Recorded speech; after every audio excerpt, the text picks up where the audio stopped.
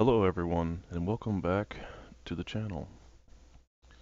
I'm Kranzer, and this is Heroes of the Storm My Way, where I try to play a hero, explain the talent picks that I use in the match, which will vary depending on the team compositions that I have, and as well as what I'm facing, and just try to give general strategies or explanations of things that I'm doing during the match. Today, we'll be taking Tychus in on the Cursed Hollow, and surprisingly, I'm not seeing any tracers on either side, and Tychus is actually a pretty decent pick against the team that we got placed against, since they have a pretty tanky front line. So this might actually be a decent match to showcase him and his changes that came about in the last month, I believe. Now, I think the way I'll be going with him, since we don't have any supports in this game, is more tanky in a sense of self-reliance. So, for example, at level 1, I pretty much go with shrug it off in nearly all situations, um, unless I know the people I'm playing with or have a team comp that favors something with more attack range or what have you. But generally, shrug it off is where I go to just for that damage reduction that you get is very deceptive, makes him deceptively tanky. So we're picking that up at level 1. It looks like we got somebody. I mean, this game loaded so fast that they were just not ready to be out and playing already. Oh, that's not good. Come here, Ming.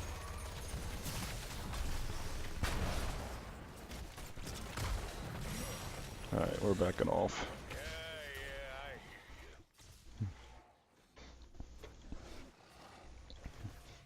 Get a little bit of drink. Go down bottom lane and cover this. Uh-oh, uh-oh. They're gonna try to gank me? Oh, okay. Cover this until Hammer gets back. I like Tychus a lot. I've always liked Tychus. I always preferred playing him as like an auto attacker prior to his changes, which was very unfavorable amongst many players. Oh, Hammer. I totally screwed that up.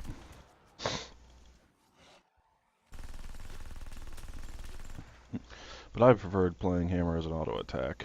I like being kind of like a tank buster like he is actually now. And getting as much... Uh-oh. Uh-oh. Uh-oh. Yeah. Not gonna do much about that. So they essentially are trying to demoralize by doing over-ganking, which leaves their other lanes weak. Now what my team should be doing right now is, rather than filing down in the jungle, they should just be in the lane soaking XP and putting us ahead to get back that XP that we lost during those two ganks. I mean, early game kills do not amount to much. We're going to go with Master Assassin at level 4 because it's, I mean, even though they have a pretty tanky front line, I do not like losing my damage. I gotta remember that they have a Nova while I'm talking here.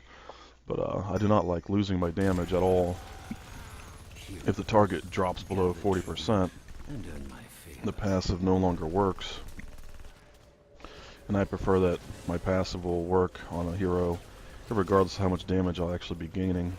And Hammer's probably dead again. Yeah. So I'm not about to get involved there. Alright.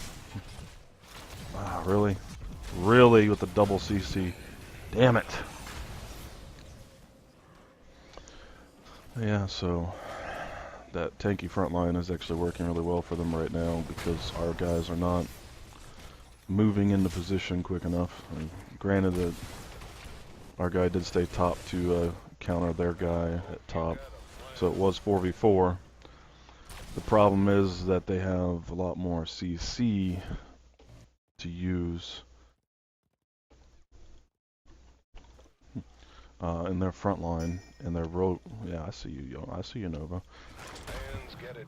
Their roaming is a lot more powerful, and on top of that, Muradin is setting up stuns for Dahaka really well. So he has an easy target for his little grab thing, which is giving them like 4+ seconds of CC, which means that when we get the chance at 7, we are definitely going to get the CC reduction, without a doubt.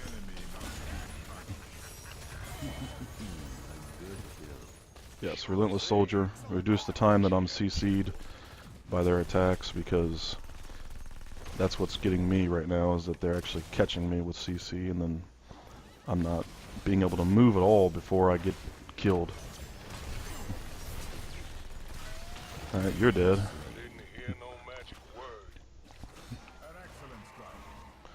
But they got really solid front line to protect their squishies, and on top of that they have a lot of burst damage in a match without any supports. That's kind of rough if your guys can't protect you.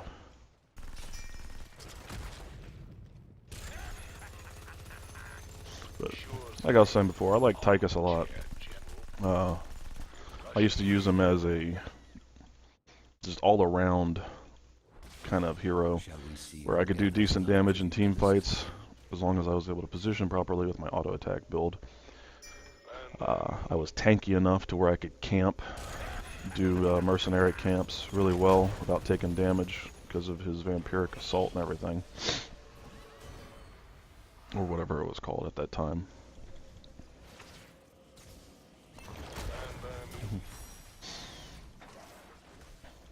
And now they've made him more of a half and half hero, where he does some auto attacking.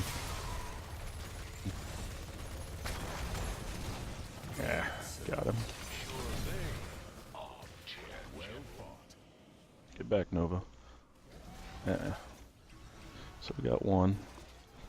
And looks like we have the advantage in levels, so we'll probably hit 10 first. And against this team... Oh, that was stupid. I shouldn't have got hit by that. How's it going? I'm going to try to run away now. Dahaka's coming in. Yep. Alright, so which one do we want? I mean, the Odin would let me hit their back line, but these engagements are not generally lasting long enough for the Odin to really be used. But yeah, we'll go with the Odin anyway.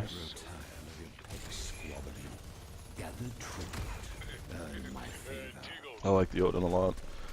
I never used to play Tychus back in the day when the Odin would give him extra HP bars and he just became super oppressive and tanky. I never played him in those days, sadly. But the Odin is still really strong, and we're gonna go ahead and jump into it out here. Get some safe damage in on these guys. Try to help hammer. Uh-oh. How's it going, Nova? I know where you're going.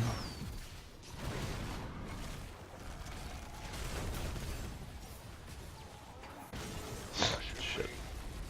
Alright, so Odin's done. Expecting to see a Nova down here. Let's go ahead and we got that, so go ahead and put on this wave clear. So generally Odin is my safe pick, and if I play a more aggressive build that allows me to focus more on auto attacks, I'll pick the laser.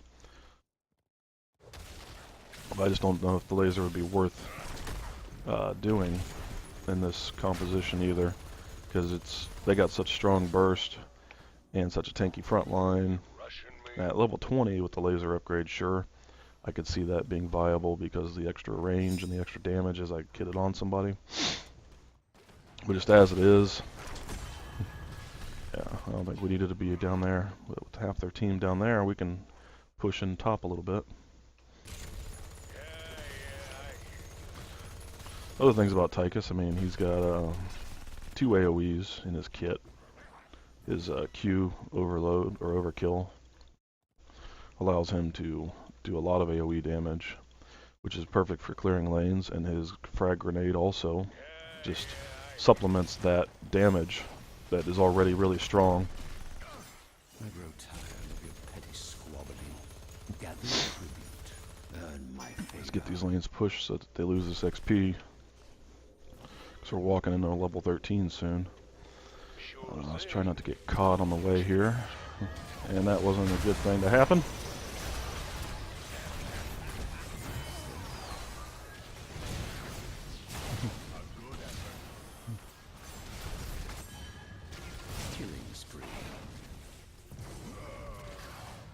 Ah!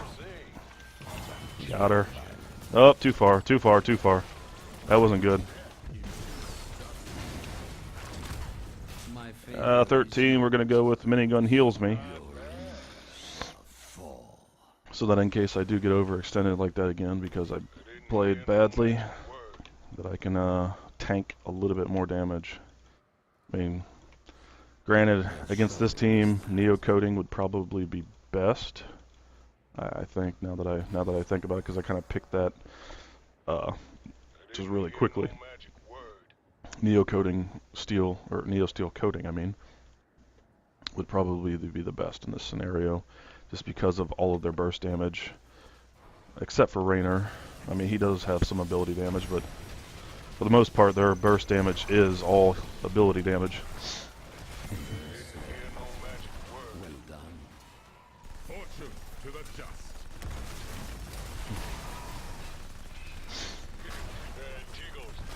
So, right here, what we should be doing, really, Nova?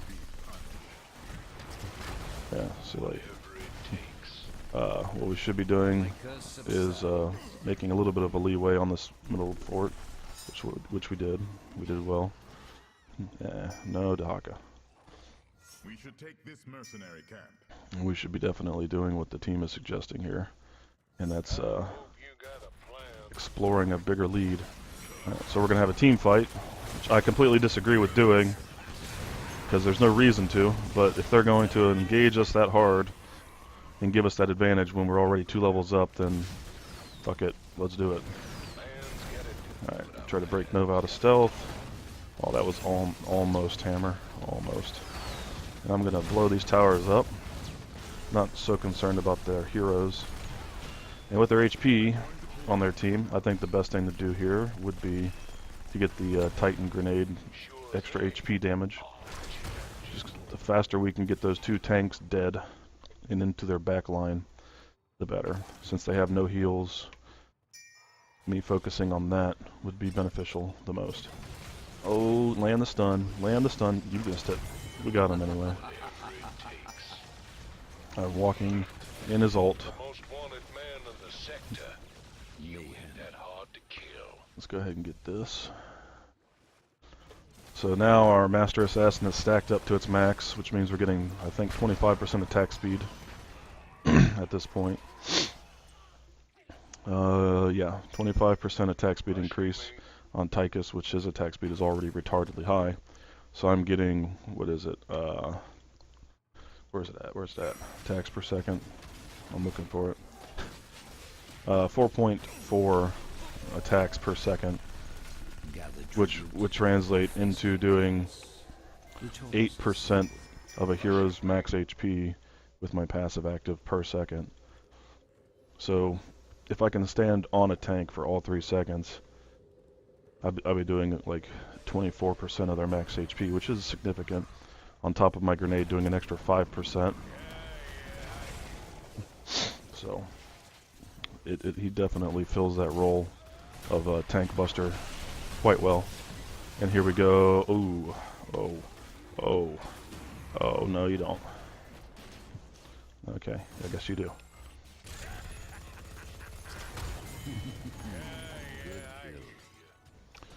And I like how short the cooldown is on this ability. It's really not that long. Let's kill these walls. For anybody who doesn't know, if the enemy team has walls up and you walk past them, you're practically giving them vision and information. So it's always a great idea, always, to kill the walls, just so that they can't see what you're doing. Because anytime that they don't know what you're doing, you're better off. That's just a fact of life in games like this. Vision is information, and you want to deny that information as much as possible. So tribute coming up. Go ahead and heal up for it. Top of the map. Oh, is he gonna die? Oh, he's definitely dead. Yeah, just melt him. But that might end up getting them that tribute since our whole team's down here.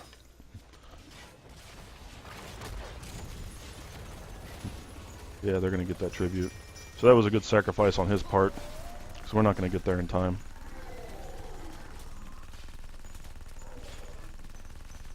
Or are we? And I was completely wrong. Okay, I was wrong. They backed off, I guess. I don't know. I don't know why they backed off. They had a perfect window, I would say, to grab that.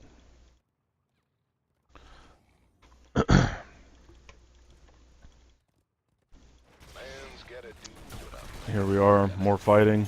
Oh, engaging on the Nova. I'm going after her. Yeah. Kill this tank with the extra damage from my... Nope. Nope.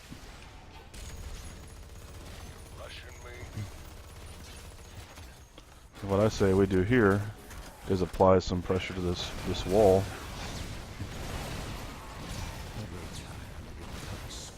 Push it in. Nope.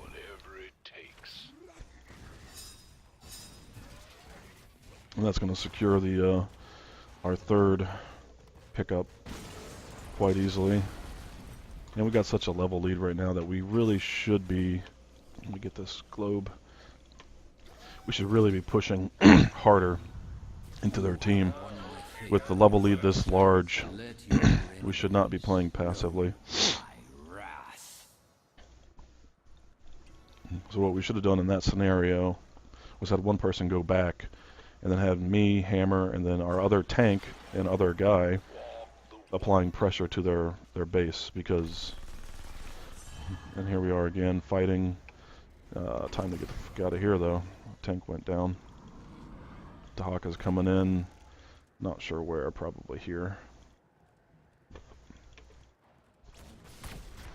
Yep. I'm caught. And I'm gonna probably die. But I'm gonna stand here and tank you. Yep. And that's exactly what I was talking about. That is exactly why I picked that heal on my autos. Because that just allowed me to kill their tank without hardly any trouble while getting shot by Nova. And now my team's going to turn it. Perfect.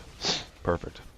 So all I did there was stand my ground against Muradin while Tychus was ignoring me because he knew he thought I was dead immediately. And the amount of healing, if you watched my HP bar, that this minigun gives you, if you have That's the Stuff, is very significant. So I threw that on and then waited until I had him in range for a frag grenade kill, and that was that. And then we turned that one death into 3 for them, which, I mean, it helps that we have a giant level lead, but taking out their tank in that scenario, it just makes it that much easier for your team to turn it, especially if your team knows what they're doing. So at 20, sizzling attacks. Almost every time, because the big red button... I mean, extra Odin time is good, and nuclear missile is cool, but it's so much easier to hit and guaranteed damage with the auto attack increase. Now my auto attacks will permanently do 1% damage, and it will stack. Where are we going? What the hell? Did they change that? Oh shit, I don't have... They did change it. I thought it was only 10 stacks. So I'm still not at maximum attack speed. That's my bad. I thought it was 10 stacks. I had 10. It's 15 stacks. I didn't read because I can't read. But anyway, level 20. My basic attacks now deal 1% attack or maximum HP damage at all times, even without my passive active. And it stacks with minigun, which means that my attacks now do 3% at all times when I have my minigun active, which will just increase my healing at the same time. Makes my healing stronger with it, with my minigun. And my oppressive damage to tanks just that much stronger. Our Nazebo's doing good here. He's holding his own in damage. He's outdoing me. But really, my goal in these matches is to make their tanks have to peel off or die, so that our Nazebo and Hammer don't necessarily get assaulted too hard. Keep them a little safer. I'm gonna go help Hammer clear this real fast since we've still got 5 seconds.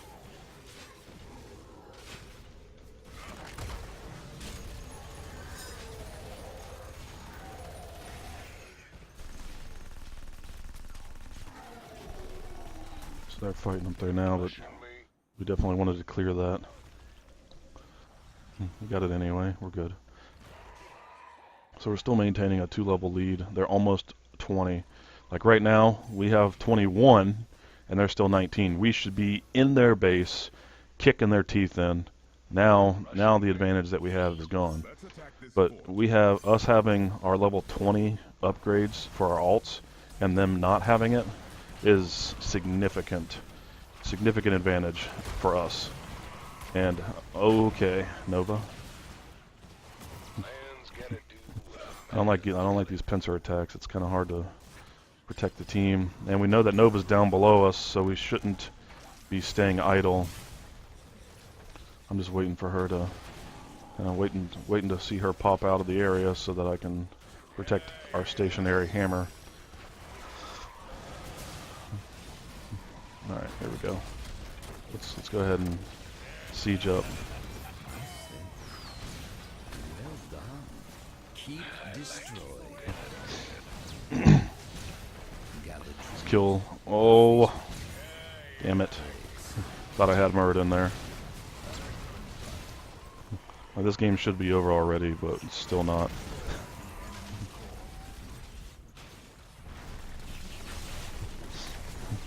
Nova. So now here we go. Yeah, I'm gonna destroy you. I'm going to destroy you. You jumping in my face, which is exactly what happened. You got destroyed. Let's try to finish this. I'm not too worried about the heroes.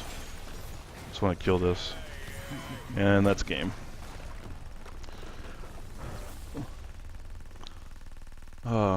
We should have ended that game a lot faster. That's one thing about quick match that I find is your teams are generally really cautious. They're not sure when to push the advantage, when to go for objectives, when to fight, when not to fight. Those are all important things.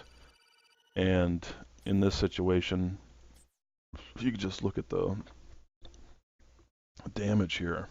Their Nova was their top damage at 59, which granted, just having hero damage is not, it is not saying that you're doing good or bad, really. It's an indicator of who's playing the best on their team at the time. So like they had really small damage from their tanks, like really low damage, and our tanks were doing better. Plus our tanks were more aggressive into their back lines with the Tyrial ult and the Murden jumping in and just throwing hammers in disarray, which really slowed down their Rainer, I bet. I didn't even check, but I'm probably correct in, no, I'm completely wrong. His build is completely not what I would thought. Oh, no, I'm right, yeah. Okay, Reverberation. So he, excuse me, he picked up Reverberation level 1 to lower attack speed, and essentially what he would do is pick that up, jump into Rainer's face, and then smash him with his thunderclap and drop his attack speed to low levels. And that's why we see that reflection there in his damage being lower, because Armhuridin was probably doing just that, which is a smart thing to do, because that Raynor is the one that you should be afraid of on that team comp. Giant Killer, I mean, he's not as strong as Tychus in any sense as far as being able to focus down a tank. But Giant Killer from that long range is still really oppressive if you don't take care of it, and that's what they did. But just looking at the numbers, I mean, I died 3 times. It's pretty shitty game actually. Shouldn't die that much as Tychus. But we also didn't have supports in the game, so there was no healing. So it's kind of a crapshoot at that point. It's more or less which team uses their heroes to their full advantage the most. But both our Nazebo and Hammer were doing great work. I was in line with them on Siege, so we got top 3 Siege in the game on our team. And then I'm way down here, like actually their Muradin out damaged me. That's kind of embarrassing actually. But when playing Tychus in that scenario, I have a tendency, when I know I'm not going to get heals, to try to play a little bit more cautious. And both Nazebo and Hammer have longer ranges, except when I'm in Odin, to really put damage down on the enemy team. So essentially, I kind of played a more of a support role on the team this game. My goal was to try to protect the Hammer when I could, keep that Nova off of her, and then put in ancillary damage, some auxiliary damage into the tanks to make them back off and to keep them out of our back line. And as long as we kept our back line, i.e. Hammer and Nazebo to an extent, as long as we kept Hammer safe and kept her pushing, we were pretty much unstoppable. That's one thing about a Hammer composition, is if you can protect the Hammer will win the game. If you can't protect the Hammer, then you pretty much just threw away an entire hero slot. But anyway, that does it for this episode of Heroes My Way. I hope you learned a couple things and enjoyed your time, and I will see you next time.